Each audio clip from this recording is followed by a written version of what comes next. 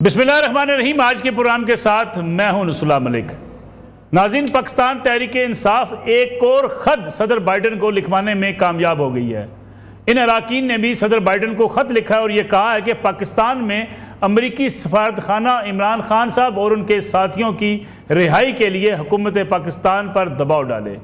साथ ही साथ पाकिस्तान में 2024 के इलेक्शन पर सवालात उठाए गए हैं और यह भी कहा गया है कि जो कायदीन इस वक्त गिरफ्तार हैं उनकी रिहाई के लिए अमरीकी हुकूमत को अपना किरदार अदा करना चाहिए।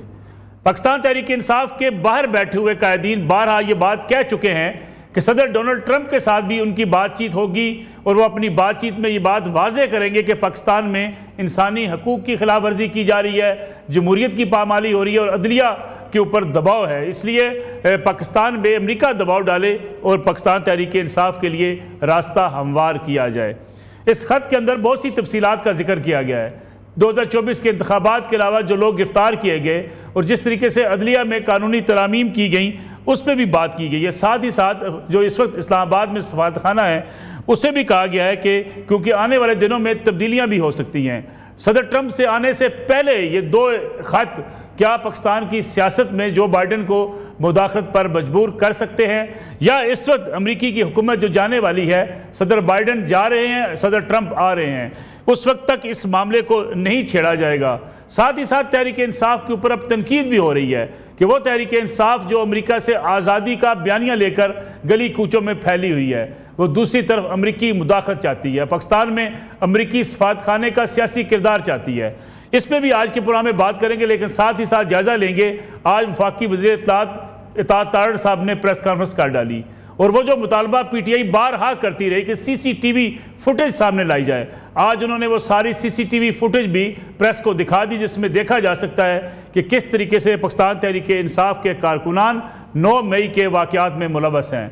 फिर उन कायदीन की सीसीटीवी फुटेज और उनके बयानात भी सामने लाए गए जिसमें वो 9 मई के एहतजाज के हवाले से कारकुनों को उकसा रहे थे। क्या तहरीक इंसाफ जो बयानिया बना रही थी कि 9 मई की अगर सीसीटीवी फुटेज है तो वो सामने लाई जाए, फिर हम तस्लीम करेंगे कि हमारे लोग वहाँ मौजूद थे या हमारे कायदीन ने लोगों को उस तरफ जाने को कहा था। अब इसमें तहरीक इंसाफ क्या मौक़िफ़ इख्तियार करती है, इसमें भी आज के प्रोग्राम में बात करेंगे और साथ ही साथ जायज़ा लेंगे तहरीक इंसाफ की तैयारियों की। 24 नवंबर को तहरीक इंसाफ ने एहतजाज इस्लामाबाद में करना है, उस एहतजाज का नतीजा क्या निकलेगा। मेरे साथ मौजूद हैं पाकिस्तान तहरीक इंसाफ के सीनियर रहनुमा शौकत बसर साहब। बसर साहब आपका शुक्रिया। उनके साथ मौजूद हैं इख्तियार वली खान साहब, पाकिस्तान मुस्लिम लीग नवाज़ के सीनियर रहनुमा हैं, जबकि मुजम्मल सरवर्दी साहब सीनियर सहाफ़ी सीनियर तजियाकार आज के प्रोग्राम में शरीक गुफ्तगू होंगे। शौकत बसर साहब, प्रोग्राम का आगाज़ आपसे करना चाहूँगा मैं। बार बार आपको अमरीकी कांग्रेस अरकान से ख़त लिखवाने की ज़रूरत क्यों पड़ रही है? अगर एक तरफ आप कहते हैं कि अदालतों से हमें इंसाफ मिल रहा है, आज भी कुछ ऐसे फैसले सामने आए, कुछ ऐसी प्रोसीडिंग सामने आई जिसके नतीजे में सारा दिन सोशल मीडिया पर यह कहा जाता रहा कि इमरान खान साहब रिहा होने वाले हैं।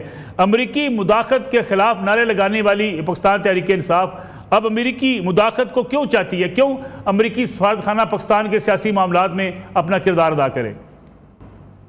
मलिक साहब, अब जो ओवरसीज पाकिस्तानी हैं वो 99.9% तहरीक इंसाफ और इमरान खान के साथ खड़े हैं और वही ओवरसीज पाकिस्तानी हैं कि जो ज़र मुबादला पाकिस्तान में भेजते हैं, जिसकी वजह से शायद पाकिस्तान की इकानमी, वो तो खैर पहले ही आपको पता है इकानमी की क्या हालात है, लेकिन इसके बावजूद वो ओवरसीज पाकिस्तानियों को मैं सलाम पेश करता हूँ जो यहाँ पर ज़र मुबादला भेज रहे हैं, जिनसे पाकिस्तान का निज़ाम चल रहा है।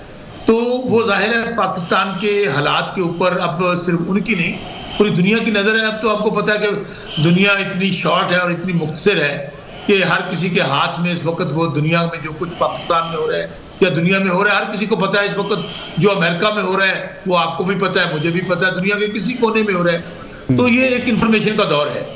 तो हमारे जो ओवरसीज पाकिस्तानी हैं, मैं उनको सलाम पेश करता हूँ कि जिस जुर्रत और दलेरी के साथ जिस तरह पूरा पाकिस्तान इमरान खान के साथ खड़ा हुआ है, वो भी उसी जुर्रत और दलेरी के साथ इमरान खान के साथ खड़े हुए हैं और पाकिस्तान में जो हकीकी आज़ादी की जंग इमरान खान लड़ रहा है वो उसके बाजू हैं। और आपको याद होगा कि जब ये इलेक्शन कैंपेन चल रही थी, हमारे वो बहुत सारे ओवरसीज पाकिस्तानी जो तहरीक इंसाफ से जिनका तल्लुक और इमरान खान के चाहने वाले हैं, उन्होंने तमाम हकायक, ये जितनी जो कुछ जो बाइडन इंतजामिया ने एक रजीम चेंज किया पाकिस्तान में, साइफर आया और उसके नतीजे में पाकिस्तान में जो जुल्म जबर हुआ वो तो सबके सामने है।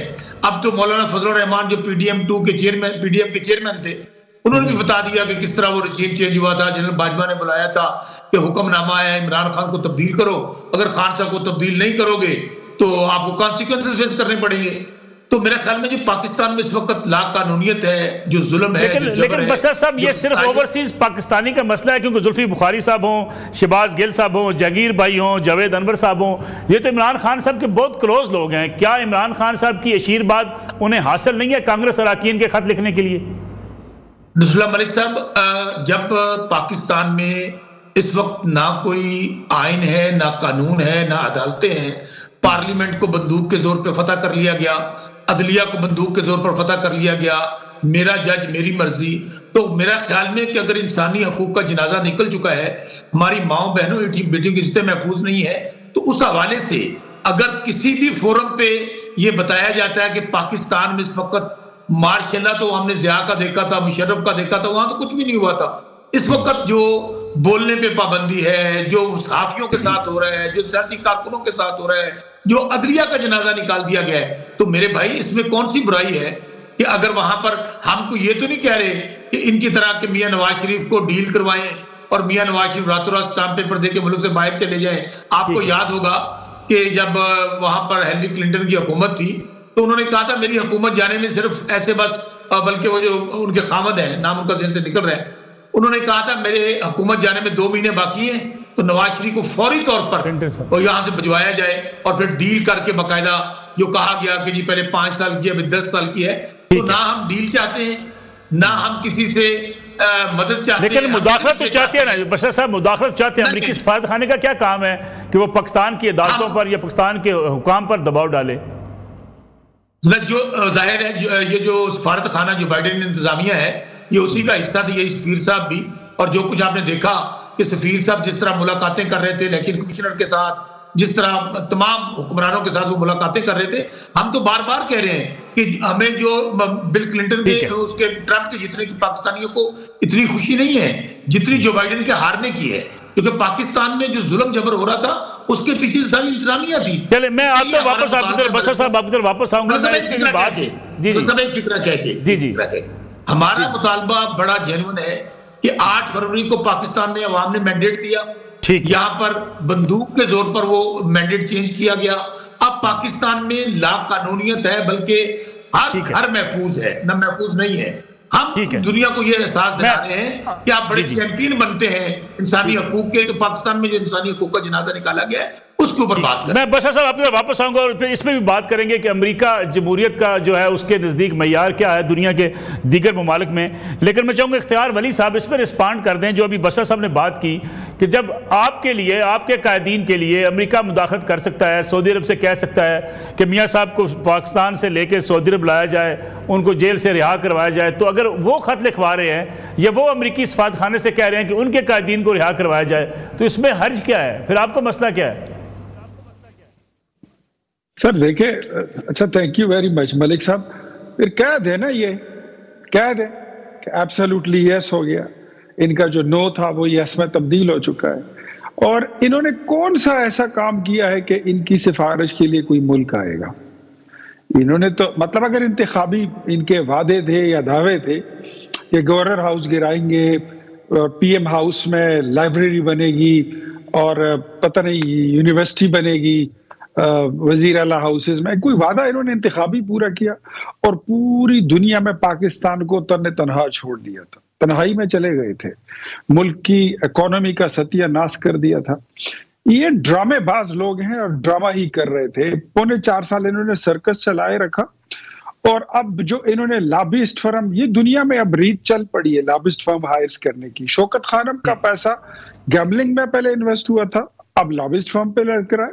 190 मिलियन पाउंड जैसे पैसे और चोरी चकारी जो फरागोगी के जरिए पैसे इकट्ठे किए गए थे, वो सारे पैसे उधर लॉबिस्ट फर्म पर लग रहे हैं।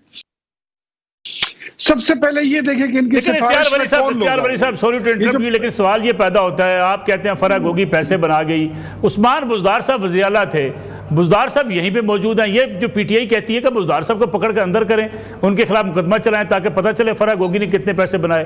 आप भी तो बातें करते हैं ना जी, मुकदमा दायर नहीं करते, किसी के खिलाफ तहकीकात करते नहीं है। देखिए, एक तो ये कह रहे हैं ना, अब आपकी बात इनकी बात के साथ लिंक करता हूँ। ये कहते हैं ना पाकिस्तान में लाकानूनियत है, इतनी लाकानूनियत है कि ये टीवी पर बैठकर मुल्क की रियासत को और हुकूमत को चैलेंज करते हैं, पूरे निजाम को चैलेंज करते हैं और ये आजाद फिर रहे हैं। इतनी लाकानूनियत है। अगर ये डेमोक्रेटिक कल्चर ना होता तो पता नहीं बसरा साहब कहाँ पे पड़े होते। आप कह रहे हैं उस्मान उसकी बाकी वसीम अकरम प्लस की बात कर रहे हैं। जी जी। ये चीजें 9 मई तक रुकी हुई, 9 मई के मामलात, ये बड़ी सिफारिश करते थे, बड़ी मिन्नत करते थे और बड़े धड़ल्ले से कहते थे कि कोई सबूत है तो लाओ, उसकी कोई फुटेज है तो ले आओ। वो आज हमने पेश कर दी है।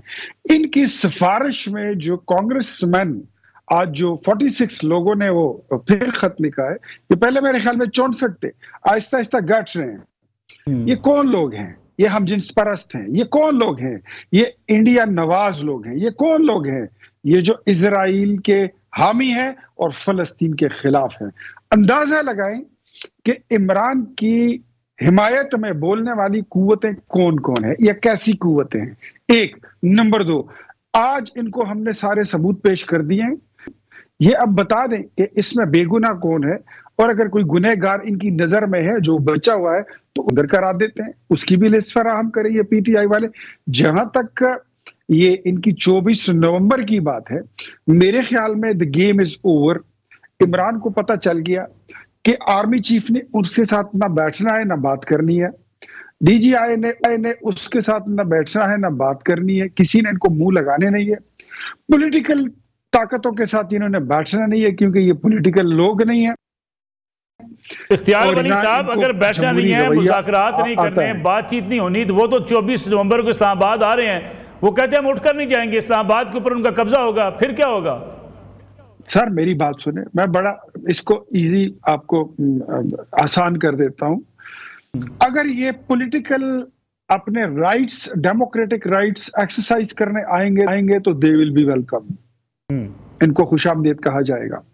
लेकिन जो तैयारी मेरी नॉलेज में है कि यहां पर इन्होंने तकरीबन 1 लाख असातिज़ा को सस्पेंड कर दिया है नौकरी से खैबर पख्तूनख्वा में, और उनको ब्लैकमेल किया जा रहा है सूबाई वजीर तालीम के जरिए। अगर आप अपनी रेस्टोरेशन चाहते हैं, अपग्रेडेशन चाहते हैं, तनख्वाहों की बहाली चाहते हैं, तो आप हमारी तहरीक में हमारे साथ शामिल होंगे। अदरवाइज इख्तियार वली साहब 1 लाख की फिगर दुरुस्त नहीं है, ये बहुत कम है जो लोग नौकरी से निकाले गए। लेकिन सवाल ये पैदा होता है कि अगर कोई नौकरी पर ना आए, कोई गैर हाजिर हो, ये तो इख्तियार देना हुकूमत को।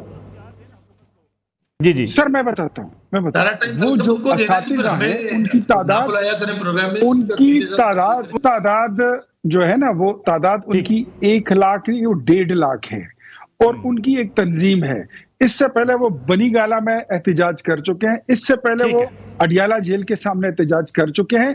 दूसरी बात, इन्होंने शमशतु कैंप और जलोजाई कैंप से अफगान महाजिरीन की बुकिंग शुरू कर दी है। नंबर 3, टीएमएस खैबर पख्तूनख्वा के तमाम जितने क्लास 4 मुलाजिमीन हैं उनको हिदायत मिलनी शुरू हो गई है कि आपने हमारी तहरीक में चलना होगा, अदरवाइज फिर हम आपको नौकरी से आपको हाथ धोना पड़ेगा।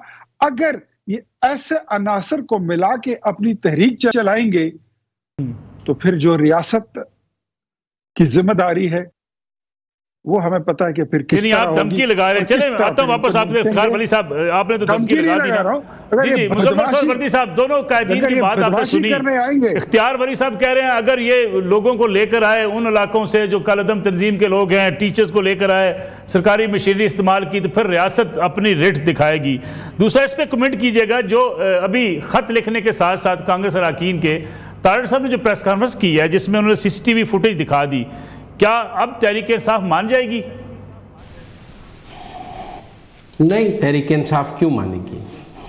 वो कहेंगे ये जाली और डॉक्टरेट सीसीटीवी फुटेजेस हैं, हम इनको नहीं मानते। ये तो एक सियासी बयानिए की लड़ाई है जो चलती रहेगी। बाकी देखें, अगर तो इन्होंने अमेरिका में कोई लॉबिंग फर्म ना हायर की होती, इनके लोग वहाँ लॉबिंग ना कर रहे होते और ख़त इंडिजिनसली लिखे जा रहे होते, तो हम कहते जी कि वो अपने तौर पे लिख रहे हैं।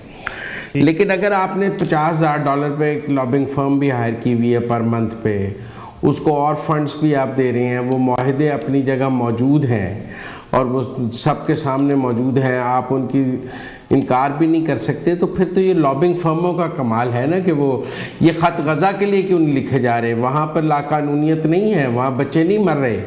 ये ख़त लबनान में के लिए क्यों नहीं लिखे जा रहे, वहाँ पे हिजबुल्लाह के लोग नहीं मारे जा रहे। मेरा यही सवाल है, ये ख़त ईरान पर हमले पे क्यों नहीं लिखे जाते, ये ख़त दुनिया में और जहाँ इंसानी हकूक़ की खिलाफवर्दियाँ हैं वहाँ क्यों नहीं लिखे जा रहे। अगर ये ख़त सिर्फ पाकिस्तान के लिए लिखे जा रहे हैं तो ये ख़त तो उन लॉबिंग फर्मों के कमाल से लिखे जा रहे हैं ना। अगर गज़ा के लोगों के पास भी हज़ारों डॉलर मौजूद हों लॉबिंग फर्मों को देने के लिए, तो उनके लिए भी कांग्रेसमैन ख़त लिख दें, क्योंकि वहाँ तो कांग्रेसमैन ख़त जो हैं वो इसी तरह लॉबिंग फर्मों के डॉलरों के सिर पर लिखते हैं। अगर ख़त हिजबुल्लाह के लिए लिख दिए जाएं या मकबूजा कश्मीर में जो मुसलमानों के साथ भारतीय फ़ौजें जुल्म कर रही हैं, अगर कांग्रेसमैन उसके लिए भी ख़त लिखते होते तो हम समझ जाते हैं कि दुनिया में जहाँ भी जुल्म होता है वहाँ पर कांग्रेसमैन ख़त लिखते हैं। लेकिन अगर सिर्फ पीटीआई के लिए लिखे जा रहे हैं तो फिर इंडिजिनस तो नहीं है, फिर लॉबिंग फर्मों का कमाल है, पैसों का कमाल है, डॉलरों का कमाल है। अगर एक सियासी जमात पे पहले भी फॉरेन फंडिंग का इल्ज़ाम है और अब भी वो डॉलरों के सिर पे को रियासत पाकिस्तान को के अंदर मुदाखलत की कोशिश कर रही है, तो ये कोई किसी के इसके ऊपर कोई तबसरा करने की ज़रूरत नहीं। ये फैक्चुअल पोजीशन है और ये फैक्चुअल पोजीशन सबके सामने है। मुज़म्मिल साहब यहाँ कमर्शियल ब्रेक लेनी है हमने, कमर्शियल ब्रेक के बाद वापस आते हैं। प्रोग्राम एक बार फिर खुशामदीद शौकत बसर साहब, सवालात आपके सामने बहुत से आ गए कि अगर कश्मीर में, फ़लस्तीन में, गज़ा में, वहाँ मज़ालम पे ये अगर कांग्रेस अरकान ख़त नहीं लिखते, उन्हें तहरीक इंसाफ की इतनी पड़ी है कि आपके हक में ख़त लिख रहे हैं। अच्छा मलिक साहब, एक तो आप तीनों हम ख्याल दोस्त हैं और मैं ये तो बड़ी आप ज्यादती करते हैं, यकीन। अच्छा मेरी बात तो सुन लें, मुझे बात तो करने। आप तीनों हम ख्याल दोस्त हैं, मुझे टाइम उतना दीजिएगा ताकि मैं अपना जवाब दे सकूं। अच्छा गुजारिश ये है कि जो हालात हम तो आपके प्लेटफॉर्म आपको बात तो करने, मल साहब बात सुने, मैं पहले कह रहा हूं आजकल दुनिया जो है ना वो एक एक चीज को जानती है, देखती है। आजकल क्यों ये इलेक्ट्रॉनिक्स मीडिया डिस्क्रेडिट हो गया है और लोग सोशल मीडिया की तरफ भाग रहे हैं, ये भी ना कहा करें। आजकल भी जो है ना खबर की जो असलियत है, खबर की सेंसिटिविटी है, वो टीवी चैनल पे ही है। मलिक साहब गुजारिश सुने, छोड़ दें, कुछ नहीं, कोई भी हमारे चैनल को तो कोई देखता ही नहीं है अब इस तरह। ये ना करें, अब आपको देख रहे हैं लोग, इस वक्त आप प्रोग्राम में बैठे हैं, लोग आपको देखेंगे, देखिएगा। मुझे बात तो करने दें, मुझे बात तो करने दें। अब अच्छा सूरत ये है कि जो हालात गजा में, फलस्तीन में, लेबनान में, ईरान में है, मकबूजा कश्मीर है, वही हालात तो पाकिस्तान में है। उनमें कौन सा हालात पाकिस्तान जैसे नहीं है? आज पाकिस्तान में क्या है? पाकिस्तान में माओ बहनों बेटियों को घरों से उठाया जा रहा है, वहां पर भी बच्चों को तशद्दुद किया जा रहा है, वहां भी लोगों के घर से लाशें बरामद हो रही हैं और 2 साल से हो रहा है। अच्छा दूसरी बात देखें, गुजारिश ये है मलिक साहब कि मैं तो जो मुस्लिम लीग नून के हमारे दोस्त हैं वो एक नॉन स्टेट एक्टर तो हो सकते हैं, एक स्टेज के अदाकार तो हो सकते हैं, इनकी बातों का हम जवाब इसलिए नहीं देते कि ये तो बेचारे अब एक कठपुतलियां हैं।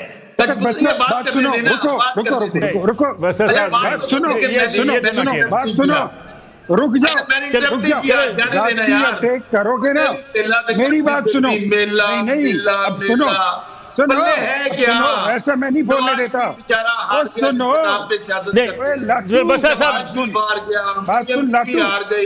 सुन, मेरी बात सुनो, सुनो। अपनी बारी में बात करें, क्या वैसे सुन ले बसा साहब को। नहीं, मैं जातीय अटैक नहीं कर सकता। बसा साहब, वली साहब, अख्तियार वली साहब सुन ले बसा साहब को। मैं बात नहीं करूंगा। अख्तियार वली साहब, करेगा तो मैं इसको बोलने नहीं दूंगा। कुछ नहीं है, ये स्टेज के अदाकार बैठे हैं, थिएटर के अदाकार बैठे हैं, मुंशी बेचारे चपरासी नहीं है, तो मुझे बात करने देना। इन्हें बुड्ढे यूथी मुझे बात करने दें। आपके कुलीग है बशर साहब, आप अपने कुलीग को इतना बुलाना, सियासतदान है आपके। सियासतदान आवाम से होता है, शोधा आदमी है, तू बात तो कर नहीं सकता, तू लड़ाई बनाता है, जर्नलिस्ट। बात यह है कि ये बेचारे अच्छा बसा साहब मेरी गुजारिश सुन लें।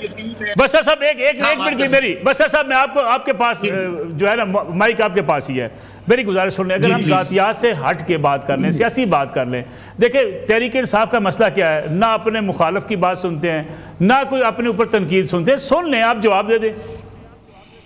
मलिक साहब आप मेरे ख्याल में तीनों, मैं इंटरप्ट किसी को नहीं किया, सब बोल रहे थे, मैं अपनी बारी पे बोला हूं, तो इख्तियार वली साहब को जो है वो बेचारों जातियात को ना कहना, आप जातियात पे ना आप जातियात पे मत आए ना, जातियात सब सुन रहे हैं, फिर तुम्हारी हैसियत ही क्या है?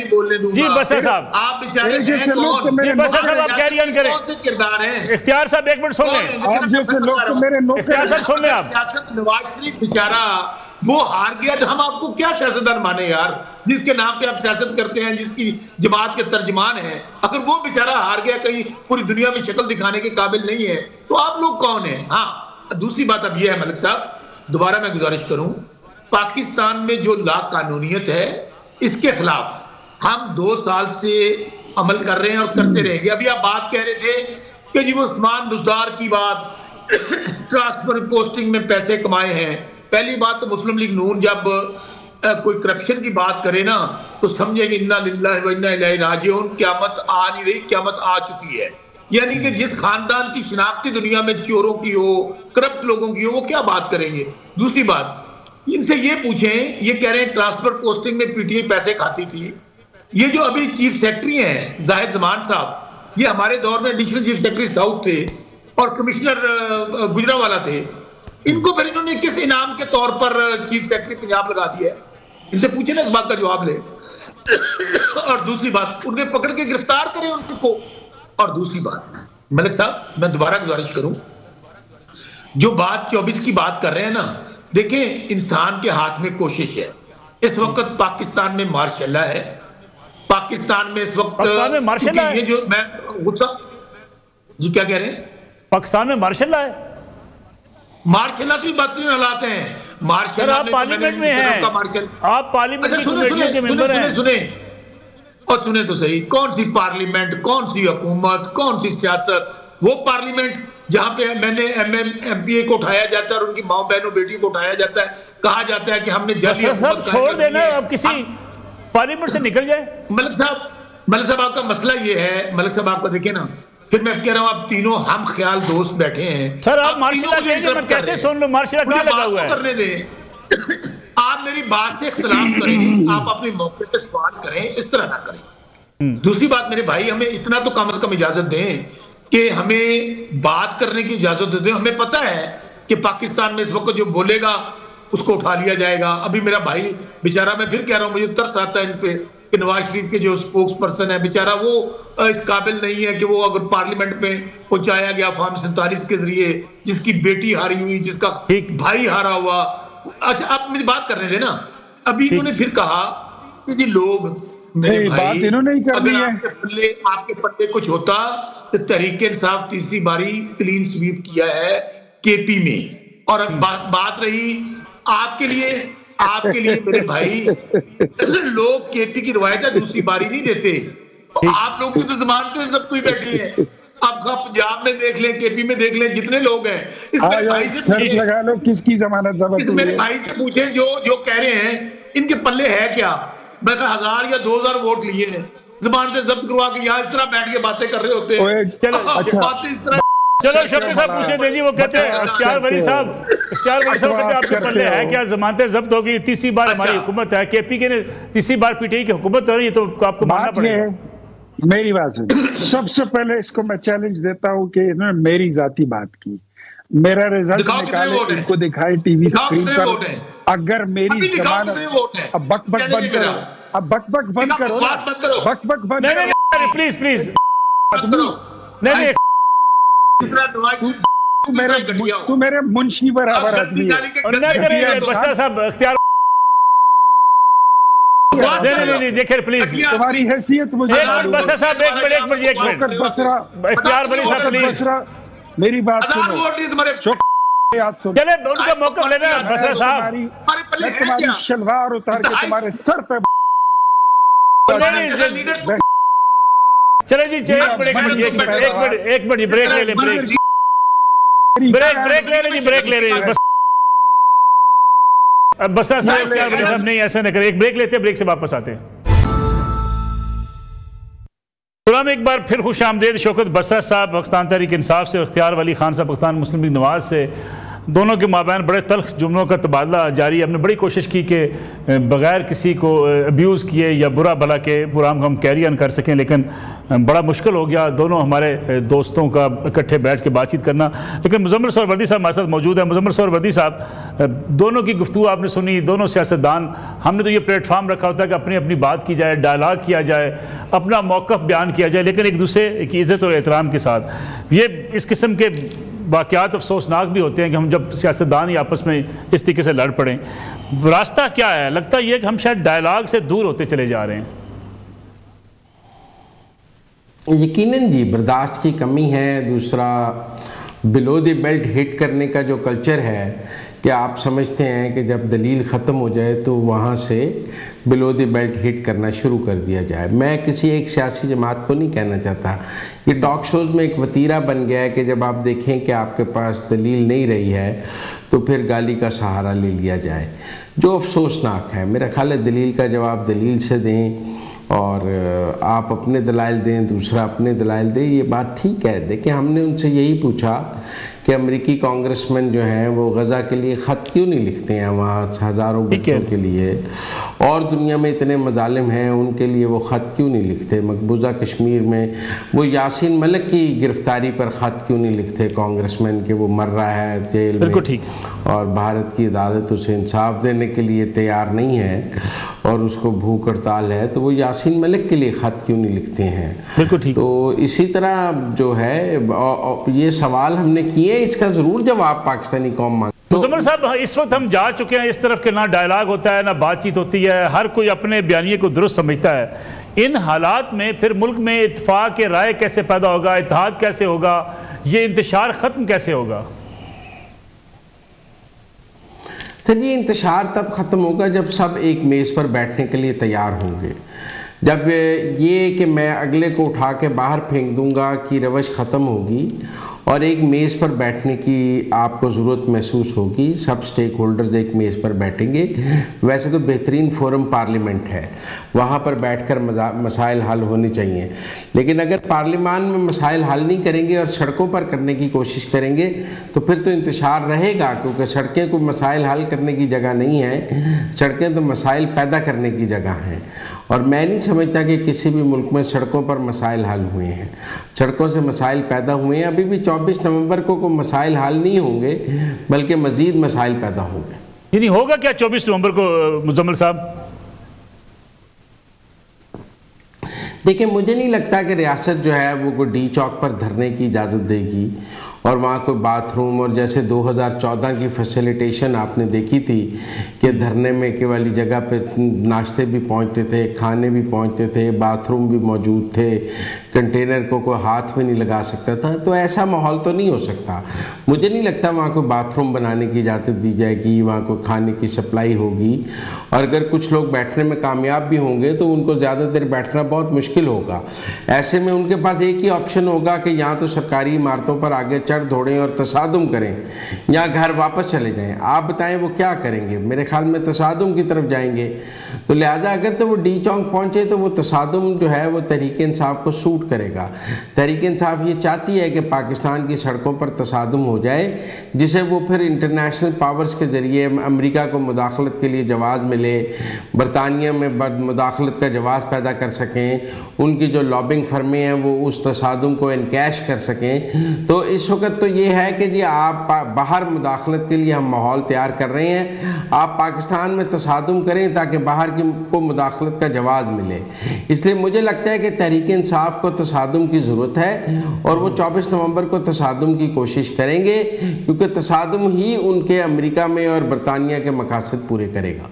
मुज़म्मिल सोहरावर्दी साहब, बहुत बहुत शुक्रिया प्रोग्राम में वक्त देने के लिए। नाज़रीन, इख्तियार वली खान साहब और शौकत बसर साहब प्रोग्राम के पहले सेगमेंट में इतने तल्ख हो चुके थे कि आखिरी सेगमेंट में हम उनके साथ गुफ्तगू नहीं कर सके, हमें मजबूरन जो है वो प्रोग्राम वाइंड अप करना पड़ा। इंशाल्लाह कल आपकी खिदमत में दोबारा हाज़िर होंगी। इजाज़त दीजिए, अल्लाह हाफिज़।